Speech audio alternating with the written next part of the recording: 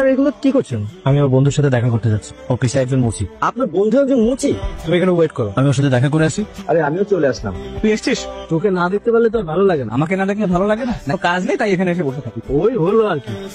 সকালে কিছু খেয়ে এসেছিস? না রে, তুই খেয়েছিস?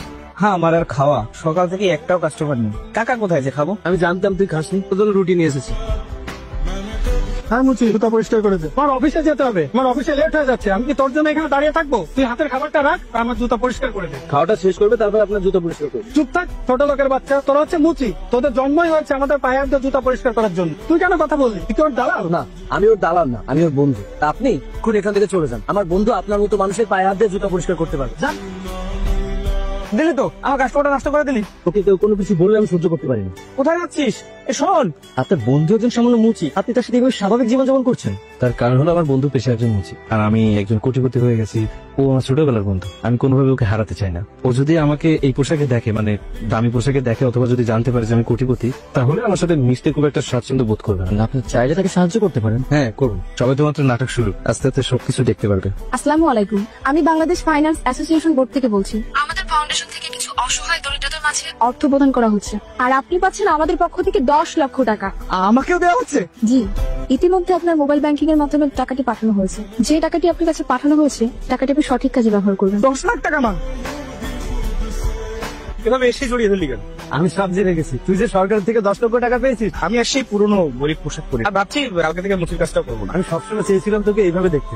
এমন ভাবে দেখতে চাইছিস মানে? মনে হচ্ছে টাকাটা তুই দিয়েছিস। তোর সাথে এভাবে রাস্তা দাঁড়িয়ে আমি কথা বলতে পারবো। তোর পোশাক দেখ আর আমার পোশাক দেখ। বন্ধু তুই এভাবে কেন কথা বলছিস? দেখ তুই আর আমি তো ছোটবেলার বন্ধু, তাই না? আমি এখন আর গরিব নেই, বড়লোক হয়ে গেছি। তা সর। টাকাটা যখন তুই পাইছিস, তখন ওই টাকা আজে বাজে কাজে নষ্ট নাই রে। তুই এক কাজ কর, করে দিয়ে একটা ব্যবসা কর। দেখো মা, এই টাকাটা আমার, এটা দিয়ে কি করবো সেটা আমার ব্যাপার। তুমি বুঝতে কেন পারছো না? যে বন্ধু তোমাকে বন্ধু হিসেবে মানে না, তুমি তার জন্য মন খারাপ করছো? বন্ধু হয়তো আমার। কোন বন্ধুর কথা বলছো তুমি? যে বন্ধু তোমার দিয়ে সামান্য কিছু টাকা পেয়ে তোমাকেই ভুলে যায়, তার কথা বলছো? হ্যাঁ। চাচি কি ব্যাপার, আপনার কি হচ্ছে? আপনি কাঁদছেন কেন? আমার টাকা সরকারি ভেবে পাইয়ে আমার বাড়িতে বাইর করে দিয়েছে। তোমরা এখানে? তুই অনেক কথা কয়ে ফেলাইছিস। তুই কার সামান্য টাকা নিয়ে ফুটুনি দেখাচ্ছিস জানিস? ওর টাকা নিয়ে তুই এত ফুটুনি দেখাচ্ছিস। আমি তোর থেকে এটা আশা করি। তোকে তো আমার বন্ধু না, ভাই হিসেবে দেখেছি। কিন্তু আর বলিস না, আমি সহ্য করতে পারছি না। আমি আসলে তোর সাথে অনেক বড় অন্যায় করে ফেলেছি। তোর কাছে ক্ষমা চাওয়ার কোনো মুখ আমার নেই। আপ চাইলে তার কাছে চা, যে তোকে 10 মাস 10 দিন গর্ভে ধারণ করে বড় করে তুলেছে। সে যদি তোকে মাফ করে, তাহলে আমি তোকে মাফ করি। আমি অনেক বড় অন্যায় করেছি মা তোমার সাথে। তোমার সন্তানরা তো অন্যায় করে, তাই না? তুমি মা হয়ে ক্ষমা করতে পারবে না? ওর বাবা, ওর মারা কোনোদিন সন্তানের উপর রাগ করে থাকতে পারে না। বন্ধু, আমি তোর বন্ধু না, আমি তোর ভাই।